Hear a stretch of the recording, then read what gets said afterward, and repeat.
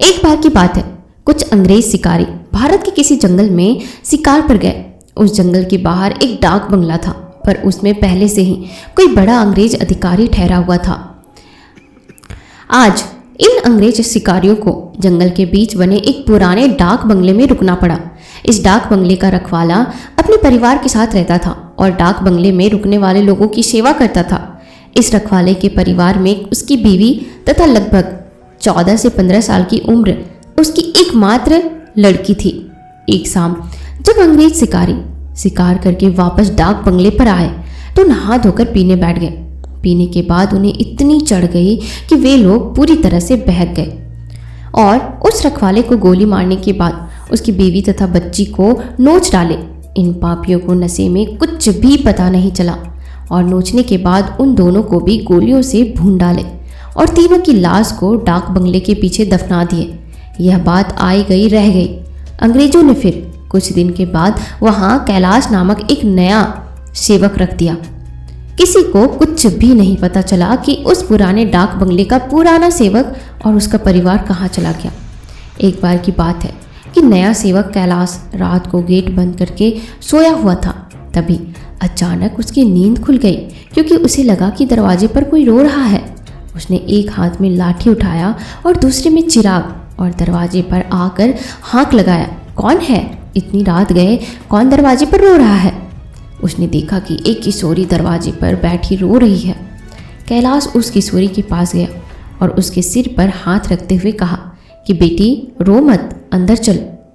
फिर उस किशोरी के अंदर आने पर कैलाश ने उसे पीने के लिए पानी आगे बढ़ाते हुए पूछा कि बेटी तुम कौन हो और इतनी रात को अकेले इस जंगल में क्यों भटक रही हो?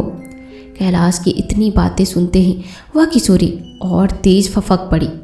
कुछ समय तक तेज तेज रोने के बाद वह थोड़ा शांत हुई और कैलाश को बताई कि वह इस डाक बंगले के पहले सेवक की पुत्री है। फिर उसने यह भी बताया कि कैसे 4 से 5 अंग्रेज शिकारियों ने उसके पिता को मार डाला और उसके बाद उसके तथा उसकी माँ की शरीर के साथ क्या किया। फिर कैसे उसकी माँ तथा उसको भी गोलियों से भूनने के बाद डाक बंगले के पीछे दफना दिया। उस किशोरी की इतनी सी बात सुनते ही कैलाश पूरी तरह सहम गया, पर निडरता दिखाते हुए पूछा कि ऐसे कैसे हो सकता है? अगर तुम मर गई है तो मेरे सामने कैसे बैठी है? कैलाश की यह बात सुनते ही वह लड़की अचानक से गायब हो गई और कैलाश कुछ समझ पाए इससे पहले ही वह उस कमरे की दीवार पर उल्टी टहलती नजर आई। कैलाश यह नज़ारा देखकर पूरी तरह से सहम गया। फिर अचानक वह लड़की आकर कैलाश के सामने बैठते हुए बोली कि काका आप डरिए मत, मैं आपका कुछ भी बुरा नहीं करूँगी। धीरे धीरे कैलाश का डर जाता रहा और उसने अपने मस्तिष्क पर आई पसीने की बूंद को गमछे से पोंछ लिया। अब वो लड़की क्या करेगी? क्या कैलाश उस लड़की की मदद करेगा? यह सभी सवालों का जवाब जानने के लिए इस कहानी को अंत तक जरूर सुनिएगा। फिर उसी रात को उस लड़की ने वह जगह दिखाई जहां उन तीनों को दफनाया गया था। कैलाश ने कुदाल से खोदकर उन तीनों के अस्थि पंजर को निकाला। फिर कैलाश ने उस किशोरी से वादा किया कि वह उन अंग्रेज शिकारियों के खिलाफ कोर्ट जाएगा और किशोरी को इंसाफ दिलवा कर रहेगा। कैलाश की बातें सुनकर वह किशोरी रोते हुए बोली कि काका आपको कुछ नहीं करना है, बदला तो अब मैं लूँगी, बस आप मेरी थोड़ी सी मदद कर दें। फिर क्या? उस किशोरी के बताए अनुसार कैलाश ने बीमारी का बहाना बनाकर उस डाक बंगले की नौकरी छोड़ दी तथा उस किशोरी को किए वादे के अनुसार उस किशोरी के माता पिता की अस्थियों को जला दिया तथा उन दोनों के नाम पर पूजा पाठ भी करवाया। उन दोनों की मुक्ति हो गई, पर लड़की के कहे अनुसार कैलाश ने न केवल लड़की के अस्थि पंजर को जलाया और ना ही उसके क्रियाक्रम के लिए कोई अनुष्ठान या पूजा पाठ ही किया, क्योंकि किशोरी ने कहा था कि अगर उसके लिए भी पूजा पाठ हो गई तो वह इस भूत की योनि से मुक्त हो जाएगी और फिर उन दरिंदों से बदला नहीं ले पाएगी। समय बीतता गया और अब उस डाक बंगले में कोई नया सेवक आने को भी तैयार नहीं होता, क्योंकि कैलाश वहीं आसपास मंडराता रहता और नए आने वाले सेवक को भूत की कहानी सुनाकर भगा देता।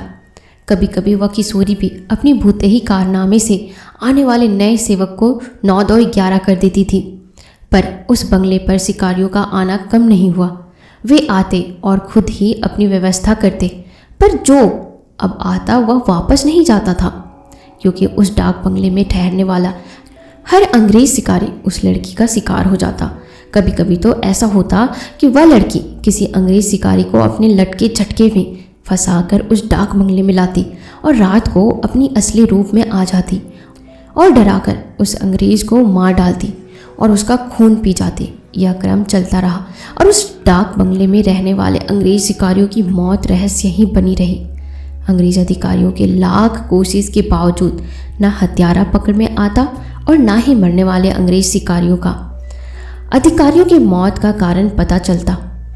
धीरे धीरे यह खबर आसपास के क्षेत्रों में अंग्रेज शिकारियों आदि में फैल गई कि पुराने डाक बंगले में ठहरने वाला हर शिकारी की रात तो होती है, पर वह दूसरे दिन का सूरज नहीं देख पाता है। क्या हुआ उस किशोरी के हथियारों का?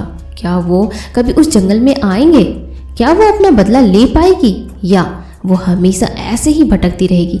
इन सभी सवालों का जवाब जानने के लिए इस कहानी को पूरा अंत तक जरूर सुनिएगा। 2-3 साल और बीते।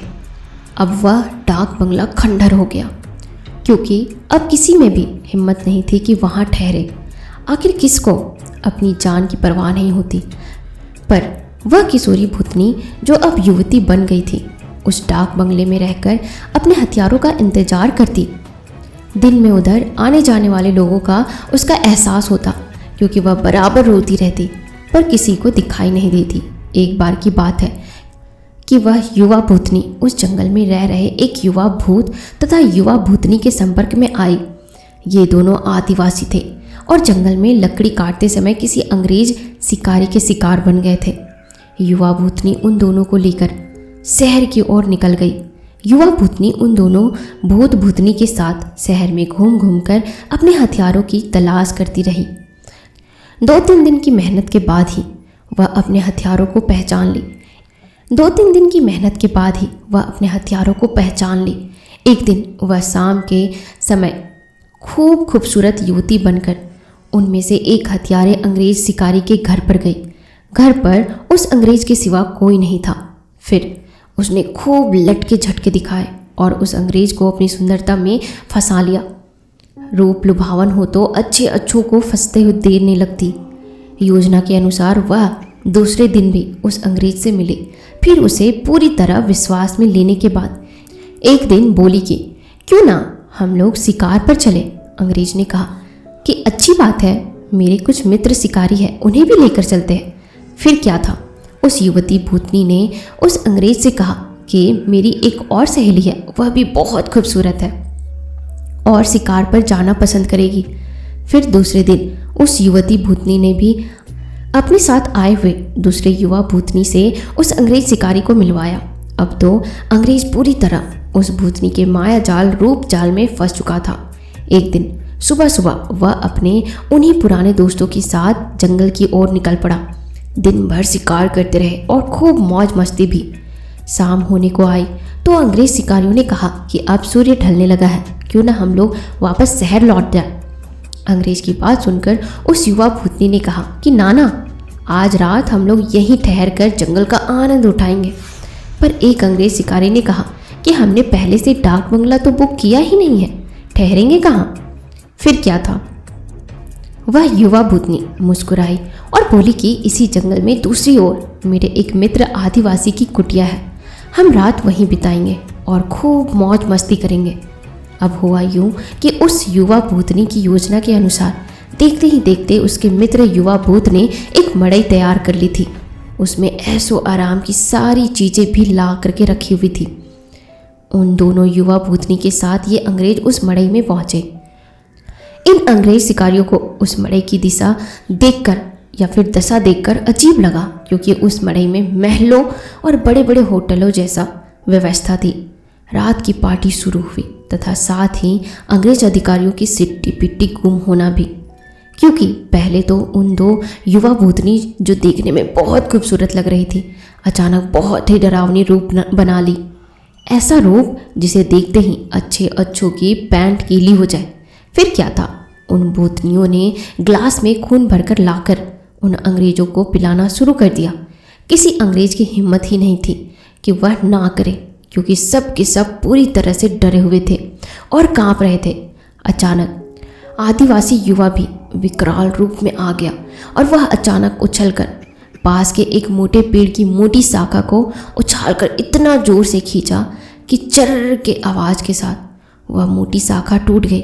उसके बाद वह विकराल भूत उन अंग्रेज शिकारियों में से एक को पकड़कर पैर के नीचे दबाकर देखते ही देखते चीर दिया और उसके खून को पीने लगा। उसका खून पीता देख दोनों भूतनियों ने भी लंबी लंबी विकराल जीभ निकालते हुए खून पीने में उसका साथ देने लगी और साथ ही अपने बड़े बड़े नाखूनों से उसका शरीर जगह जगह से चीरने लगी। उस युवा भूतनी ने तो भयानक आवाज़ निकालते हुए दौड़कर दूसरे अंग्रेज शिकारी के पास पहुंची और उसकी आंखों में अपने विकराल या भयानक भाले जैसे नाखूनों को डालकर उसकी दोनों आंखों को निकालकर खा गई।